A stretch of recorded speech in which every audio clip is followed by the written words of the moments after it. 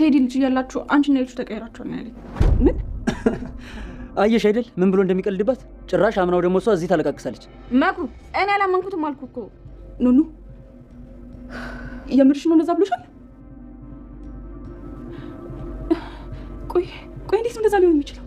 ማለት ቆይ እንዴት ነው እንደዚህ ማለት ሀሳቡ ራሱ ይመጣለት እንዴ? ምን ነው አንቺ አምንሹ እንደመሲ?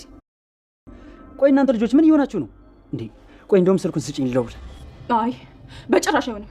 አሁን ውጡልኝ ከዚህ ውጡ። ተነሱ ተነሱ። መኩ ተነስ፣ ተነሽ ውጪ፣ ውጡልኝ ቶሎ በሉ። ያንተ ጓደኝነት ለኔ ገንዘብ አያተርፍልኝም። እሺ ለኔ ደግሞ ከፈጣሪ በታች የምተማመንበት ጓደኛዬ ብር ነው። ገባ? ብር ነው። ብርን የምመነዝረውን ያህል አንተ ጓደኛዬ ሆነ በየቦታው አብረኸኝ ስላለ አንተን ዘርዝሬ ሂሳብ እከፍላለሁ ማለት አይደለም። ምክንያቱም አንተ ብር አይደለም። ለምንድን ነው የምትሽኮረመኝ? አረና ተሽኮረመንኩ። ደግሞ በትሽ ከቀን ወደ ቀን በጣም እየጨመረ ነው። ምንድነው? ምን ታገኘ? አምሮብኛል እንዴ? በጣም አመሰግናለሁ። በቃ ስለመሸበሩ ጋር አስውጪ። ደግሞ የማደርገው ነገር ስላለ መሄድ አለብኝ። በዛ ላይ ደግሞ በርጋ ወርተን ትመለሻለሽ። እንዴ አትቆይም? ምንም እኮ ነው። አንቺ እኮ ነሽ ቀጥረሽኝ የጠፋሽው። ማም እንዴት ነሽ? እሺ እንዴት ነሽ? ምን ነው ዛሬም ክላስ አልገባሽም? አረ አሁን ልገባ ነው። ሰላም ብዬሽ ለፍ ብዬሽ እኮ ነው። ተጣርፌ ነው የመጣሁት። አይንሽን ሊያው ብዬ ነው። እሺ እኔ ልጅ ደግሞ ላንቺ ትልቅ ዜና አለኝ። እሺ ምን አይነት ዜና ነው? ዛሬ ከዚህ እወጣለሁ። ነፃ መሆኔ ተመስክሮልኛል። ስለዚህ እወጣለሁ ማለት ነው። ምን? አዎ የኔ ልጅ የምርሽን ነው? ማም እኔ አላምንሽም። ማለቴ በጣም ደስ የሚል ነገር ነው። በጣም ደስ ያለኝ፣ የምር በጣም ነው ደስ ያለኝ። በቃ አሁን ተመልሰን አብረን እንኖር ነው። ያው ለጊዜው ሆቴል ነው የሚይዘው። እሱን ደግሞ ታውቂያለሽ አይደል? እሺ እንዴ ማለት የምን ሆቴል ነው? ቆይ ድጋሚ ሌላ ሆቴል? ከመጀመሩ እንደዚህ ማለት የጀመርሽው እንዴት ነው? ልብሽ ይጠነከረልሽ? ዝም ብዬ ሳስበው ግን ቆይ ልጅሽ አይደለም እንዴ? ማለት አዎ ሁኔታሽ እንደዛ ነው የሚመስለው። እና ደግሞ እንደዛ ያስብላል። እስኪ አስቢው። ቆይ እንዴት ነው አንድና ልጇ እንደዚህ የሚገፋት? አይ እልሹ እማየው ነገር አትቀባጥ። እንግዲህ እማይገናኝ ነገር አታገናኝ። በደንብ ነው የሚገናኘው። በቃ እንደፈለግሽ እሺ። አሁን ክላስ ተረፈደብኝ ልጅ ታስበው የሚያዋጣኝ እሱ ነው።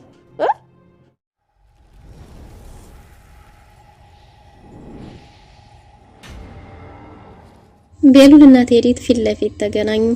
ሌዛ ወደ መጣችበት ለመመለስ ወሰነች። ሌዛ ከቤሉል ጋር ኑኑ እንድትሆን ኑኑን ለማናገር ብትሞክርም ኑኑ ፍቅሬን ገድላችሁታልና የሞተ ደግሞ አይመለስም፣ ከዚህ በኋላ በጭራሽ አሻፈረኝ ብላለች። ቤሉልም በጭራሽ እኔን ትተሽኝ እንድትሄጂ አልፈቅድልሽም። ስለዚህ የመጣሽው እኔን ብለሽ ነው። አሁንም ቢሆን እኔን ጥለሽኝ እንድትሄጂ አልፈቅድም። እስከዛሬ ለተሰማሽ ብቸኝነት እጅግ በጣም ይቅርታ። ከዚህ በኋላ ባለኝ አጋጣሚ ብቸኝነት እንዳይሰማሽ አደርጋለሁ ብሏል። ኑኑ አሁን የራሷ ሌላ ችግር ተፈጥሮባታል። ቤሉል ወንድሜ ቢሆንስ የሚል ስጋት። ለዛም እንግዲህ ሌዛ እድል ያላት ይመስላል ማለት ነው። ኑኑና ኤልሹ እንደተላወጡ ለመሲ ስትነግራት መኩ በጭራሽ ይሄን ነገር ሊያምን ፈቃደኛ አልሆነም።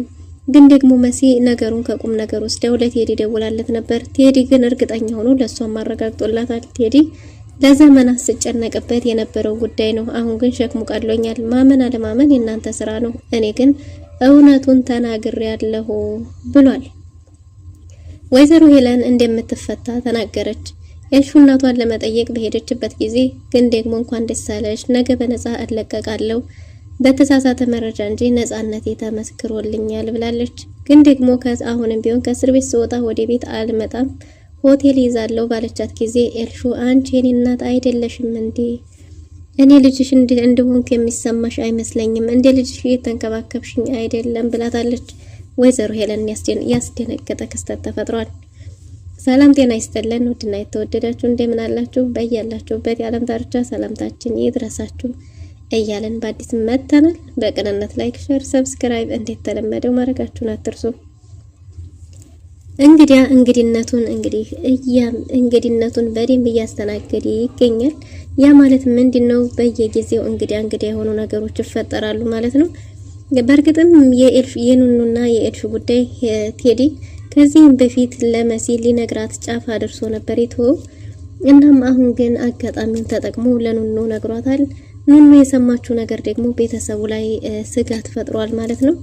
እናም ለመኩ በነገረችው ጊዜ መኩ ሆን ብሎ አንቺን ለማበሳጨት የተጠቀመውን ነገር እንዴት ከቁም ነገር ወስደሽው ለሱ ትናደጃለሽ ብሏት ነበር።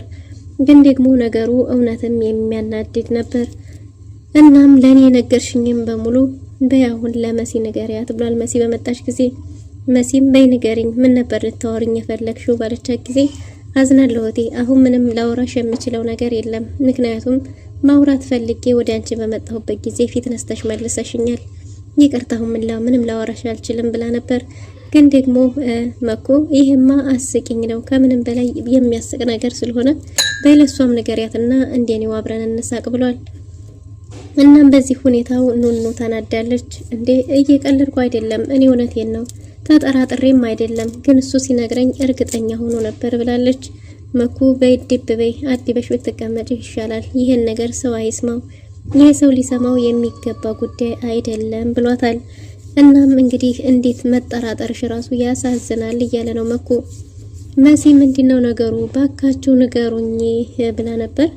እናም እንግዲህ ያው ቴዲ ጋር እንደሄደች ታውቂያለሽ አይደል? ቴዲ የሆነ ነገር ብሏት እኮ ነው ብሎ መኩ ነገሩን አስጀምሮታል። በዚህን ጊዜ ኑኑ አዎ ቴዲ ጋር ሄጄ ነበር፣ ቴዲ እንዳለኝ ከሆነ እኔና ኤልሹ እንዴት ተላወጥን ነገረኝ ብላለች። በዚህን ጊዜ እንግዲህ ቴዲን ባገኘሁት ጊዜ እኔና ኤልሹ ስንወዳድ እንዴት ተላወጥን ነገረኝ፣ እኔ በርግጥ አላመንኩትም ብላ ለመሲ ነግራታለች። መሲ ማን ነው እንዲህ ያለሽ ባለቻት ጊዜ ቴዲ ነው ሲናገር ግን እርግጠኛ ይመስል ነበር ብላታለች። እኔ ግን እህቴ አልተጠራጠርኩም፣ ግን ለምን እንደዚህ አለ የሚለው ነገር ጥያቄ ሆኖብኝ ነው ባለች ጊዜ መሲም እንግዲህ ሌላ ጥያቄ ተፈጥሮባታል። የእውነት ነው እንዴ በሚል በቃ አውጡልኝ እህቴ አመንሻት እያለ ነበር መኮ። ለቤተሰቡ ግርምትን ፈጥሯል። ግን ደግሞ መሲ ይሄን ነገር በቁም ነገር ይዘዋለች እና ሁሉንም ውጡልኝ ብቻ የመሆን ፈልጋለሁ ካለች በኋላ ለቴዲ ደውላ ነበር። ቴዲን እባክህ ከኔና ከቤተሰቤ ራቅ ከህይወቴ ወጣ ባለችው ጊዜ የደወልሽው አንቺ እንጂ እኔ እኮ አይደለሁም ብሏል። ቴዲ እንደተለመደው እየተሳለቀባት ይገኛል። እናም በዚህን ጊዜ እንግዲህ ለኑኑ ምንድነው ያልካት የሚል ጥያቄ አንስታ ነበር። እሱም ምንም ያለው ነገር እንደሌለ ቀለል አድርጎ ነግሯታል። ግን ደግሞ የተናገረው ነገር ሁሉ እውነት እንደሆነ ምንም አይነት ውሸት እንደሌለበት ተናግሯል። ለዘመናት ሸክሙ እንደነበረና አሁን ሸክሙን ሲያወርድ እንደቀለለውም ጭምር። ስለዚህ ይሄ ነገር እውነት መሆኑ ተረጋግጧል ማለት ነው። መሲ ግራ ገብቷት በሰማችው ነገር እንግዲህ መሬት ላይ ቁጭ ብላለች። ከዚህ በፊት እያንዳንዱን መረጃ ከሷ እየተቀበለ መወድሻለሁ በሚል ስበብ ብዙ ነገሮችን ሲበላሽ ቆይተዋል። መሲ በህይወቷ ሲጫወትባት የነበረ ሰው አሁን ደግሞ በዚህ መልኩ ቤተሰባቸው ሲበጠበጥ ምን ማድረግ እንዳለባት ግራ ገብቷት መሬት ላይ ዝርግት ብላ ተቀምጣለች። ቤቲና ሊሳም ውጭ ቆይተው ወደ ቤት ተመልሰዋል።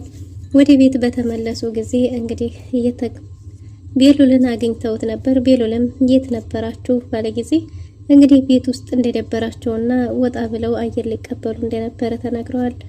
እናም ቤሉል ስለ አንዳንድ ነገሮች መነጋገር ፈልጎ ነበር። ጆሲ ከጆ ጋር አንዳንድ ነገሮችን እያወራ ነበር።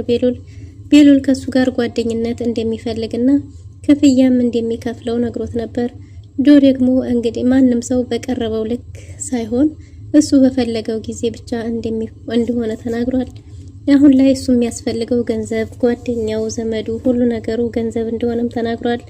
ለቤተሰቡ የሚያስተዳድርለት ገንዘብ ጓደኛ ሳይሆን ገንዘብ እንደሆነም ጭምር። ለዛም ከሄለን ጋር መስራቱ ለሱ ጥቅም እንዳለው ቤሉል ከሚሰጠው ገንዘብ ይልቅ ሄለን የምትሰጠው ገንዘብ ብዙ እንደሆነ ተናግሯል። ምክንያቱም አንተ የምትከፍለኝ እሷን ወይም እሱን መበቀል በምትፈልግ ጊዜ ብቻ ነው። ለሷ ግን በብዙ መልኩ ላስፈልጋት እችላለሁ። ስለዚህ ጥቅማ ጥቅሙ ብዙ ነው። ያንተ ጓደኝነት ምን ያደርግልኛል ብሎታል። ግን ደግሞ ቤሉል አንተ እኮ ወጣት ነህ፣ ገና ብዙ ህይወት ይጠብቅሃል። ስለዚህ ወጣትነትን ብትጠቀምበት ይሻላል እንጂ እንዴት እንደዚህ አይነት ወንጀል ውስጥ ትገባለህ ብሎት ነበር። ግን ደግሞ ጆ እድሜው ወጣት ነኝ፣ ግን ደግሞ ወጣትም ቢሆንም ወጣትነትህን የምትጠቀመው እንድትጣለብህ ኃላፊነት ልክ ነው። እኔ ደግሞ ቤተሰቦቼ የኔ ኃላፊነት ናቸው። ቤተሰቦችን ለማስተዳደርና ለማገዝ ደግሞ ገንዘብ ያስፈልገኛል። ለዛም ደግሞ ገንዘብ ለማግኘት ግዴታ መስራት አለብኝ እያለ ነው። ገንዘብን ግዴታ በወንጀል ብቻ ሳይሆን በብዙ መንገድ ማግኘት እንደሚቻል ቤሉል ቢናገርም ጆሰፍ ሁሉ ይሄን ነገር ይናገረዋል እንጂ በተግባር ግን ገንዘብ የሚገኝበትን መንገድ አንድም ሰው ሊጠቁም አይችልም። ለመፍረድ ቀላል ነው እያለ ነው እና የቤሉልንም የጓደኝነት ጥያቄ በጭራሽ ሊቀበል አልቻለም። ከዚህ በፊት እኮ ግን አንተ ጓደኛ እንድንሆን አብረን እንድንሰራ ጠይቀህ ነበር ብሎት ነበር። እድል የሚሰጠው አንድ ጊዜ ብቻ ነበር። ስለዚህ ያኔ እድሉን ብሰጥህም አንተ ልትጠቀምበት አልቻልክም እያለው ነው። እንግዲህ ኤልሹ ቀን ተቀን እንግዲህ የተዋበች ውበቷ እየጎላ መጥቷል። የጆም ልብ እየራዴ እየናደ መጥቷል ማለት ነው። ፍቅሩ እየጨመረ እናም በቃ ልሂድ ኤልሹ ባላት ጊዜ እንዴ አሁን መች መጣህና ነው የምትሄደው? ትንሽ ቆይ ብላው ነበር። እሱም ቀጥረው የጠፋችው እሷ እንደሆነች ነግሯት፣ ግን ደግሞ ሌላ ጊዜ መገናኘት እንችላለን፣ አሁን የሆነች ስራ አለብኝ ሸኝኝ ብሎ ወደ ቤቱ ሄዷል። ኤልሹ አሁን ላይ ለጆሲ ያላት የፍቅር ስሜት ይመስላል። ለዶኒ ያላት የፍቅር ስሜት ሞቶላት አንገሽግፏት ወጥቶ ነው መሰለኝ፣ ወይም የጣሉትን ሌላ ሰው ሲያነሳ አይወደድም እንደሚባለው አሁን ላይ ያን የምታመናጭቀው እንጂ በስስት አይን መመልከት ጀምራለች ማለት ነው። እሱም ስለ ውበቷ አደናንቆላት እንግዲህ ወደ ስራው ሄዷል። ከተመቸኝ እንገናኛለን እያላት ነው። እሷም ደግሞ እንዲመጣ ቶሎ ቶሎ እንዲታየው የምትፈልግ ትመስላለች። ቤቲ አንድ ነገር አምልጧት ለቤሉል ነግረዋለች። ቤሉል እንግዲህ ቤቲን ላናግርሽ እፈልጋለሁ ብቻሽን ብሏታል። ለምን ባለሽ ጊዜ ቴዲን ታውቂዋለሽ፣ ቤቱን ታውቂያለሽ አይደል ብሏት ነበር። እሷም እንደምታውቀው ስትናገር ቤቱን እንድታሳይኝ እፈልጋለሁ ብላለች።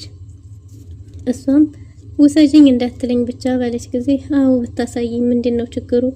ባንቺ ላይ የሚያመጣው ችግር አለ ብሏት ነበር። እሷም አንተን ሊጎዳህ ይችላል፣ ስለዚህ ከዚህ ሁሉ እኔ ለአባቴ ልናገር ጫፍ ላይ ስለደረስኩኝ ለሱ ተናግሬ መፍትሄውን እሱ ቢያመጣ ይሻላል እያለች ነው። አባትሽ ማን ነው ምንድነው ባለ ጊዜ አባቷ ባለ ሀብትና ባለስልጣን ስነ ምግባር ያለው ሰው እንደሆነ ሌሳ ተናግራለች። መሲ ያለችው ነገር ትዝ ብሎ ቤሉል አይደል ነው እንደዛ ነው ብሎ ነበር። አባትሽ ማን ነው ያውቀዋለሁ ባለ ጊዜ አባቷ መታወቅን እንደማይፈልግና ግን ደግሞ በጣም መልካም ስራዎችን እንደሚሰራ ለተቸገሩ ደራሽ እንደሆነ ቤቲ ተናግራለች ማለት ነው። ሊሳም እየመሰከረች ያለ ይመስላል። በስተመጨረሻም እንግዲህ ቤሉል የቴዲን ቤት ካላሳያችሁኝ ባለ ጊዜ እንደዛ መሆን የለበትም፣ በራሳችን መንገድ ነው መሆን ያለበት፣ ስለዚህ እኔን ራሴን ታሳይኛለች ባለ ጊዜ ሌሳ በጭራሽ ሊሆን አይችልም እያለች ነው። ቤቲም አላሳይም ብላለች።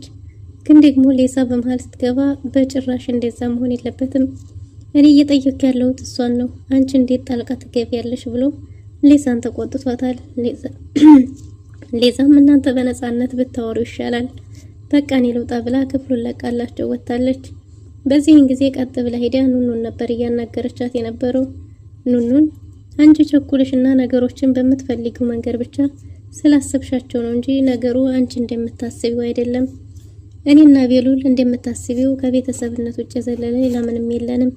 ቤሉልን የምወደው እኔ ብቻ ነኝ እንጂ እሱ እንደ እህቱና እንደ ቤተሰቡ ነው የሚያየኝ። ስለዚህ በዚህ ሰዓት እኔ ወደ ሀገሬ መመለሻዬ ስለደረሰ ሰው ያስፈልገዋል።